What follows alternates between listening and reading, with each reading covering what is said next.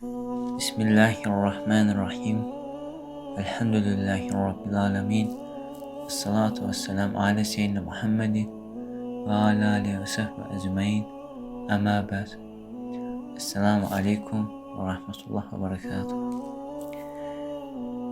Gizlində edilən salih əməllərin üstünlüyü.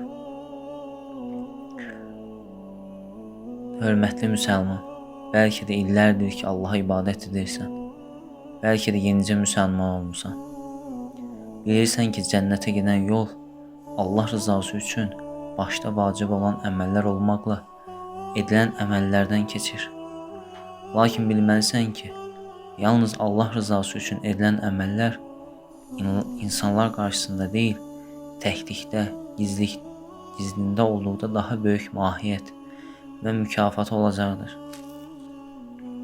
Bizdən öncəki xeyirli insanlarla bizləri fərqləndirən ən böyük amillərdən biri də əməlləri Allah ilə baş-başa gizlində etməyə çalışmaları idi. Əziz müsəlman, qeyd edəcəyim kiçik nəsihət hamımız üçün çox önəmlidir.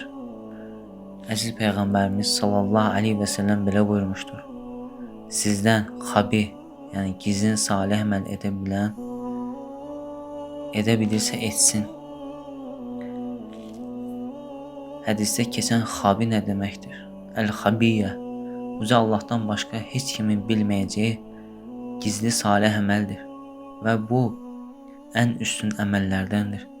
Çünki o riyadan və insanlara nümayişdən ən uzaq olan və ixlasa ən yaxın salih əməldir. Allah Subhanahu wa Taala belə buyurur: Kim Rəbbi ilə qarşılaşacağına, qiyamət günü dirilib haqq hesab üçün Allahın huzurunda duracağına ümid bəsləyirsə, yaxşı iş, salih əməl görsün və Rəbbinə etdiyi ibadəti heç kəsə şərik qoşmasın. Uca Allah başqa bir ayədə belə buyurur: Onlara dini tək Allaha xas edərək ixlas ilə ibadət etmələr əmr edilmişdir. Əl-Beyyinə surəsi 5-ci ayə. Zahiri əməllər qəlb əməlləri ilə birgə olmadıqca doğru və məqbul ola bilməz. Çünki qəlb orqanların başçısıdır. Orqanlar da qəlbin əskərləridir. Başçı doğru yolda olduğu zaman əskərlər də doğru yolda olarlar. O pozularsa əskərlər də pozular. İbn Teymiyyə rahimehullah demişdir bunu. Böyük sahabə Zübeyir İbnül Avvam radiyallahu anh belə buyurur: Pis əməllərinizi insanlardan gizlətdiyiniz kimi salih və yaxşı əməllərinizi də gizlədin.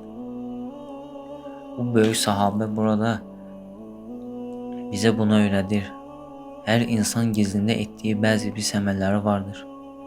İnsan öz günahlarını insanlardan gizlətdiyi kimi salih əməllərini də gizlətməlidir ki, Allah onun günahlarını bağışlasın. Salih əməllərin mükafatını da artırsın. Əl-xabiyyə yalnız salih qulların sifətidir. Nə münafiqlər, nə yalançılar əsla bu sifətə nail ola bilməzlər. Çünki onların əməlləri insanlara nümayiş üzərində qurulmuşdur. Gizlin əməllər yalnız sadiq, salih möminlər edərlər.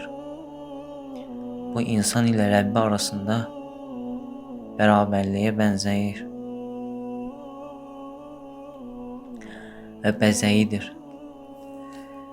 Bəndə bilməlidir ki, şeytan bu cür gizli əməllərdən əsla razı olmaz. O kimsə bu əməli açıq şəkildə gizlində olmamaqla edənə qədər ondan əl çəkməz. Çünki bu cür əməllər yayıldıqca bərəkəti hasil olar və insanlar arasında yalnız xeyri yayılar. Təbii ki, şeytan da bunu qətiyyən istəməz. Bizdən öncəki xeyirli nəsillər və gizli əməllər. Əbu Bəkr radiyallahu anh hər gün sübh namazını məsciddə qıldıqdan sonra gözləri görməyən yaşlı bir qadının evinə gedər və evini süpürər, mal qarasını sağardı və bunu heç kimə bilməzdi. Hətta həmin yaşlı və kör qadın hər gün evinə gələrək onu xidmət edən insanın xəlifə Əbu Bəkr radiyallahu anh olduğunu bilməzdi. Bir gün onu izləyən və hər səhər hara getdiyini öyrənmək istəyən Ömər ibn Xattab radiyallahu anh Əbu Bəkri izləyərək həmin evi tapdı və qadından Əbu Bəkr radiyallahu anh haqqında soruşdu. Qadın onu hər gün gəldiyi və etdiklərini izah edincə Ömər radiyallahu anh ağlamağa başladı və dedi: "Vay halına ey Ömər, sənmi Əbu Bəkri xeyir işlərdə çatacaqsan?"